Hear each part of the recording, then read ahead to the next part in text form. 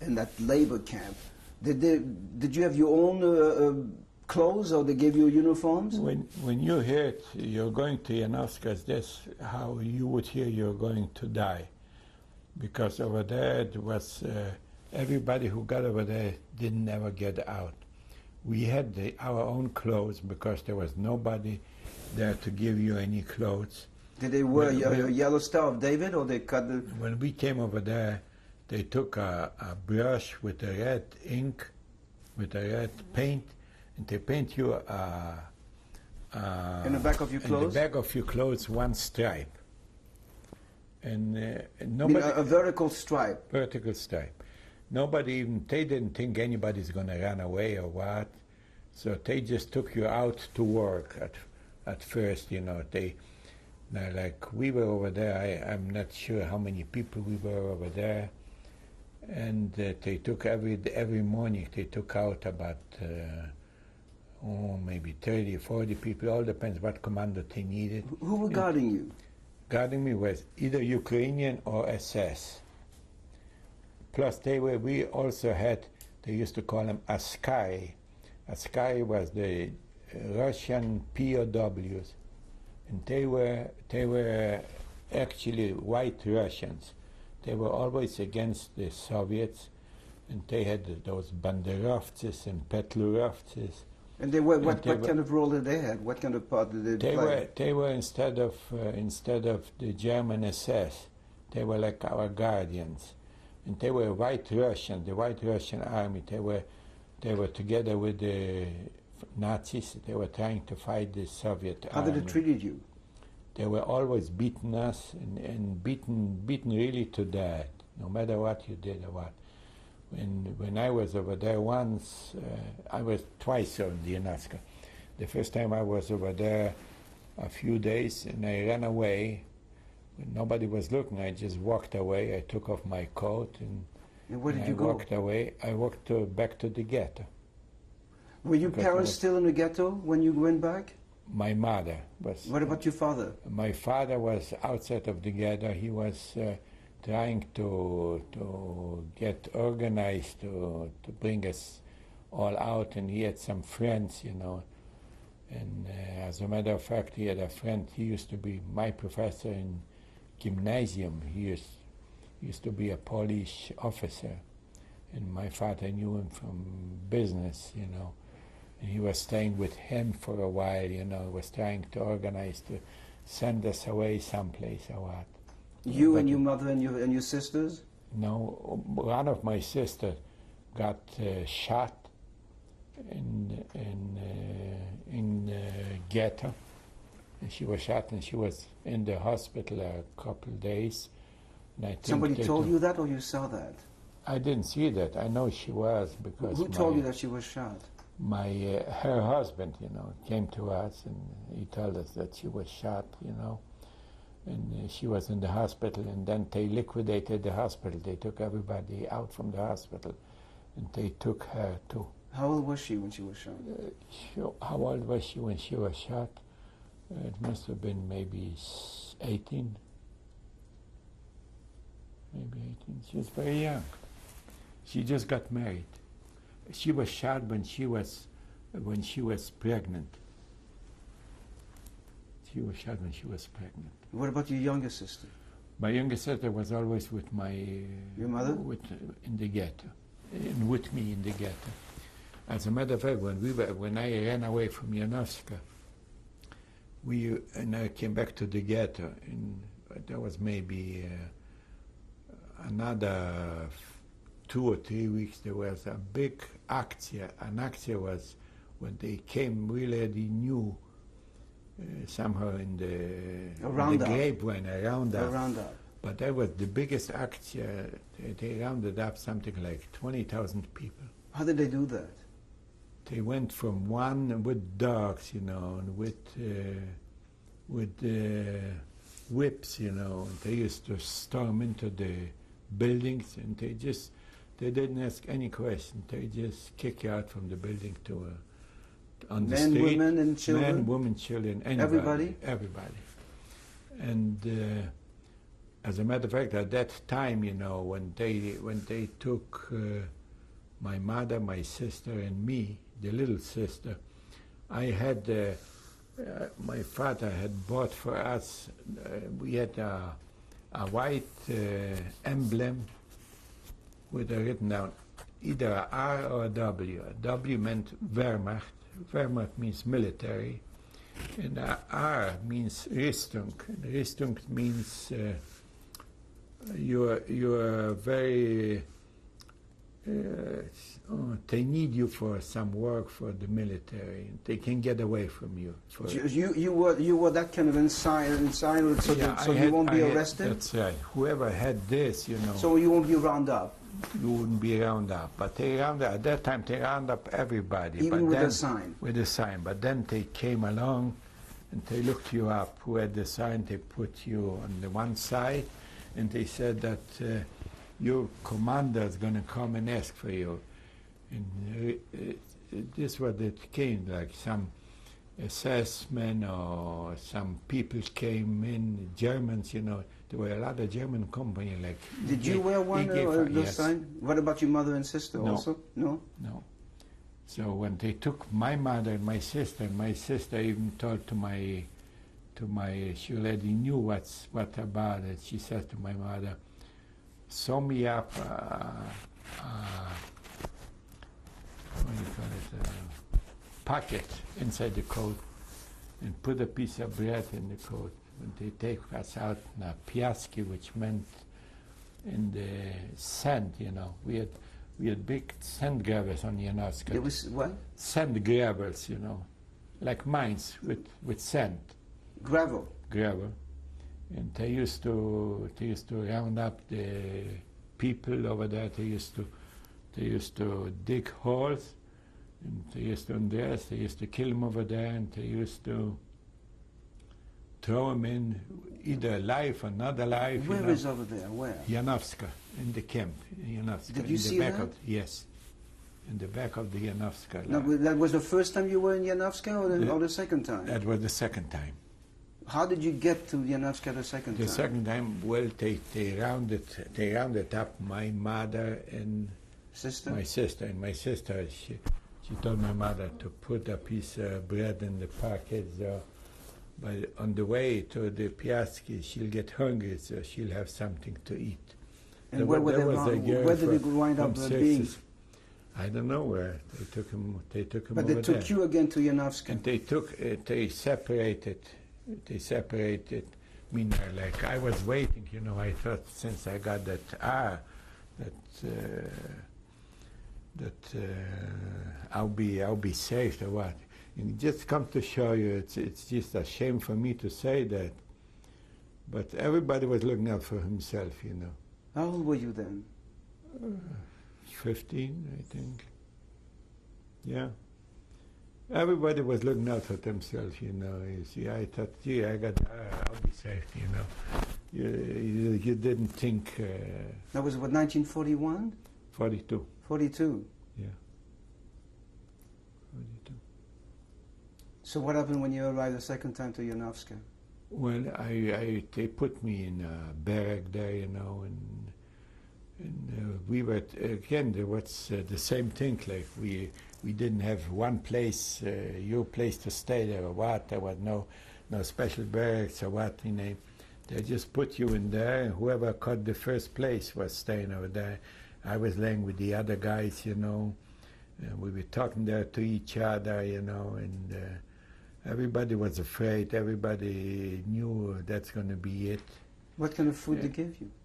They gave us, in the morning, they gave us, you had to run, you know.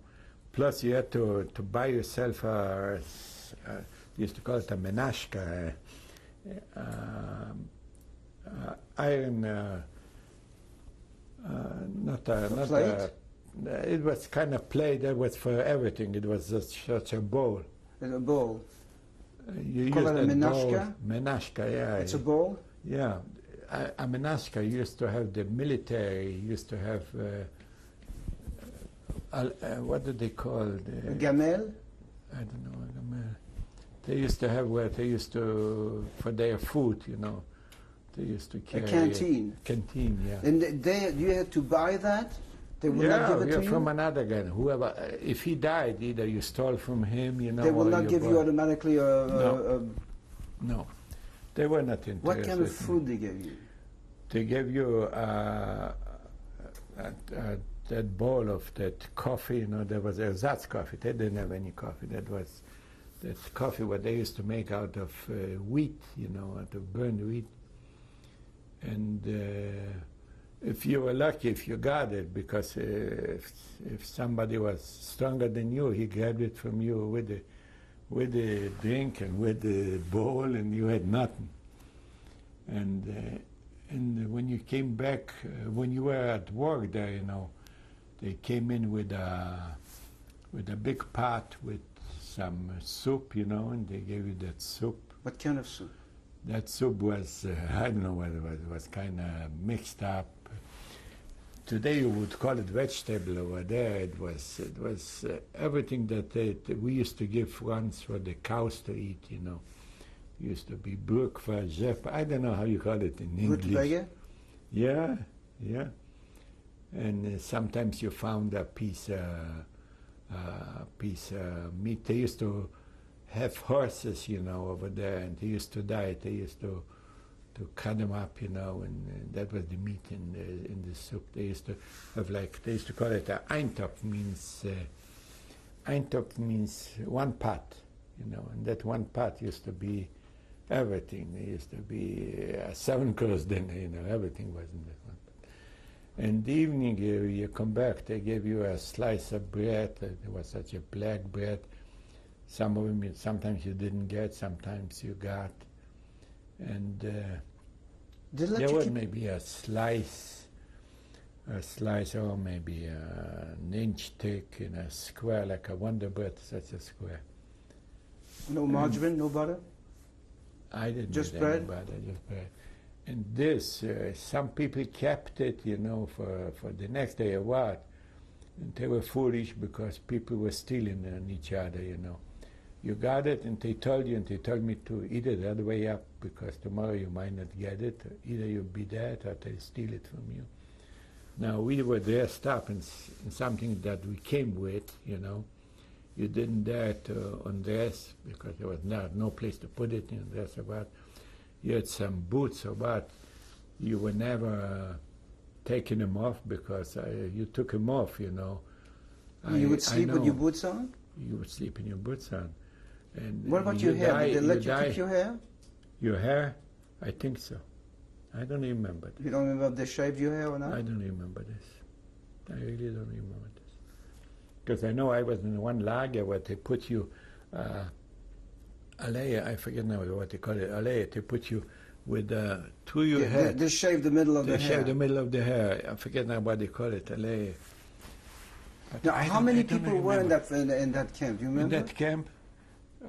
A few thousand people. They were a big camp. And how many hours a day did you have to work? From daylight till night, you know. Once we used to go outside because there was we used to go outside to used to have public baths. Now, in Poland, you didn't have an apartment where you have your toilet and bath. Some people have them, but not very many. We used to have public baths where you used to go, before the war, you used to go, for instance, there was a big apartment house, and you used to have rooms with a bathtub. You used to pay, I think, a quarter or 50 cents. You had your bath. You used to go once a month or what, you know, you had your bath and you went home. So when was that? When? Before the war. Before the war? Before the war. So just to show you that nobody had any baths, private baths at home. How long did you stay in that second camp? How long? The second time. The second time? Oh, I must have been maybe 2 months. But then nobody could stay long, because if you stayed 2 months, you were long there, because you got killed, you know. So what happened? I also ran away. I knew. You ran away the second time also? Yes. My father had some friends, you know, and he used to send them some packages to me, you know, like a piece of bread or some a piece something, you know, with some guards, you know. My father used to know guards, you know, that used to do with him business before the war. I mean, by the before the war, and they became Ukrainians. You know, they were military men too. They became guards for the SS. Can you tell me how you? Can you tell me how you escaped? How I escaped? How did you escape? Yeah. Tell me how you did that. It was somehow easy, you know. There was no barbed wire around the camp? No. We used to work outside the city, in the city, like downtown someplace, at a workplace, at a private workplace. So you just got up and walked away. You see, nobody watched you. You just walked away. And the guards will not see you going away? He didn't see me. The guards, they were standing there around you. He didn't have so many. There was just a private place. We used to work, like I said, we used to demolish apartments, you know, and clean the bricks, you know. He was sitting there. He was sitting there too, watching you. Either he looked away or what. So he and they will not capture you? You escaped both times? Yeah. No. Where did you go when you escaped the second time? The second time I was with my father. Used to be by a German guy, you know.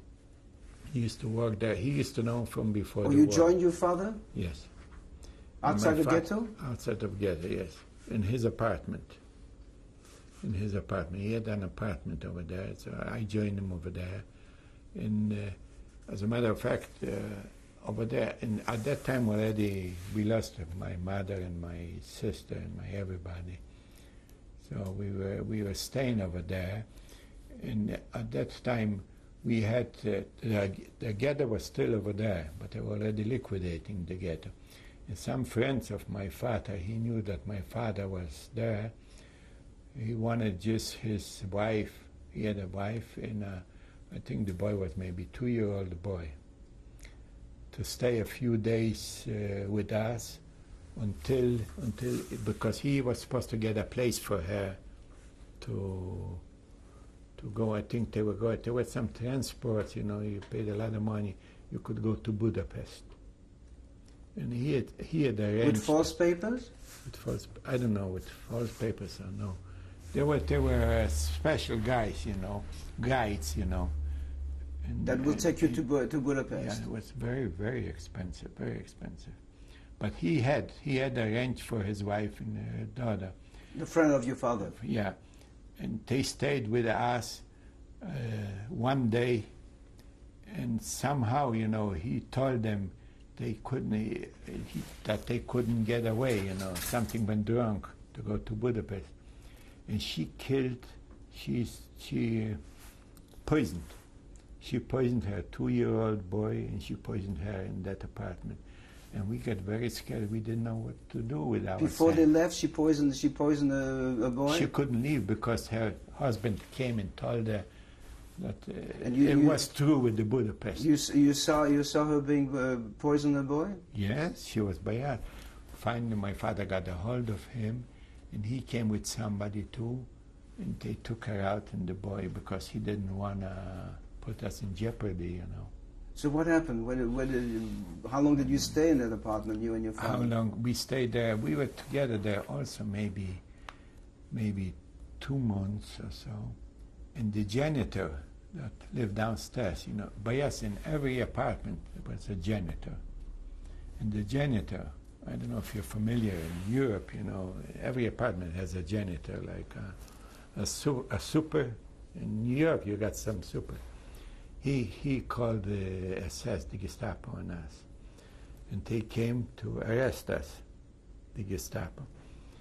And by them, the German law is like a Gestapo cannot arrest a German officer. Only the gendarmerie can arrest him. But he was very smart. He knew all the laws. He knew everything where it was.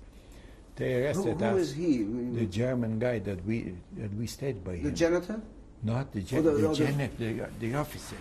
He had downstairs a store, something like we had before the war, a store for the German officers. Your father was hidden by a German officer? Right. He was. We lived there, yes, because he knew him from before. And So what happened when the Gestapo came? they arrested us, but they left him somehow. I don't know. He knew everything what to do. You know. Somehow they didn't touch With the him. German officer or the Gestapo? No, The German Gestapo- officer knew? Yeah, sure. Yeah, he knew how to get away with it because he was scared they would kill him too. You know. After all, he was hiding. And they took us to Wunskego. That was also. In Lvov, there was a big political prison. Once you got over there, you know, for one thing, there were no Jews over there. There were only Polish guys, Ukrainians, Germans over there. There were political Did your father have prisoners. false papers or? No. Never. No. Neither did you? No papers. And so we went over there, and they interrogate us, you know, and they knocked all my teeth out. They beat me up and my father, you know, because they wanted to know everything, who else he was hiding, or who he was and how. And would you believe it? They took us in the basement. They put us in a cell. Now, it's just a coincidence. Today is January the 17th. We were sitting. I was going to tell you this before until somebody said here, January 17th, I remind myself. We were in cell number 17. We were 17 guys, and I keep on telling this all the time. And we were 17 days in that cell. What year was that? In 43. 43. Yeah. Would you believe it? What a coincidence. Today is January the 17th. And we were over there. And over there they had a big tailor shop. And they did work for German officers. And somehow from the tailor shop they knew that my father was in the cell with me, and my father knew them, and they took us out. And they said that they need some more tailors, and we are good workers, and we'll be working with them. And they had, in that prison, there was a workshop, and there must have been about 25 Jewish people. And there were about a tailor shop, maybe 10 people. And there were a couple shoemakers. There was, this I remember exactly, there were 6 plumbers. But you see, by us, a plumber was not a plumber. You didn't have really actually plumbers, because what do you need a plumber with that? There was no plumbing. You understand what I mean? There was no, there were very few inside toilets, you know. Because today you hear all kind of things. They tell you how comfortable they were, how everything was. It wasn't like that. And plus, there were no Jewish plumbers, you know. But they needed some plumbers over there, you know. So there were some Jewish guys. They kept on saying they were plumbers, and they worked over there. And they took us out, and we stayed over there in that place about close to a year. In the prison, Wunski prison. After the 17 days that you stayed in a Yes, prison, you yes. went someplace else? No, in the same prison, upstairs, where they had the workshop. And we stayed there as special workers, you know. And they kept us over there. They had a workshop. They had a little, it must have been maybe 3 or 4 cells, you know. But they were open without, they didn't have any crates on them. And we stayed over there. Did they give you uniforms? No. You still had the same clothes Same that you always had? Same clothes that we always had. Did you wash yourself? Yes.